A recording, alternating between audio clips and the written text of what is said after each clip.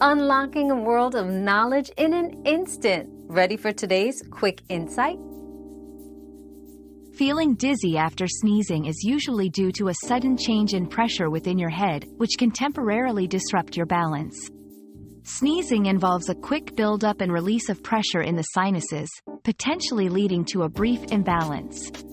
This is typically harmless and should only last a few moments. However, if dizziness persists, consult a healthcare professional to rule out any underlying issues. Another mystery solved, but many more await. Keep up with our daily discoveries by subscribing and turning on notifications.